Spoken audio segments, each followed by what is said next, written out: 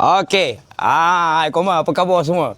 Ni Abang Syari nak ngabarkan. Abang Syari baru saja seperti biasalah. Abang Syari keluar daripada Ranu Bank Rakyat di Teluk Intan ni. Kalau korang tengok di sekitar Teluk Intan sekarang memang best. Cuaca pun mantap kan. Abang Syari keluar daripada Ranu tadi sebab bantu customer untuk tebus surat pajak dia di kedai Ranu Bank Rakyat ni lah di Teluk Intan. Jadi korang di sekitar Teluk Intan, Setewan, Manjung, sampai Sabak Bernam lah. Kita cover ya.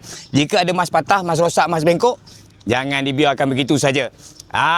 Kudani Jewels membeli dengan harga tinggi. Kudani Jewels adalah merupakan pembeli emas dan juga surat pajak nombor 1 di Malaysia. Jadi janganlah menung lagi, janganlah libang-libu lagi mikir kan. Mana nak cari tempat jual emas dengan harga yang tinggi, cari je Kudani Jewels.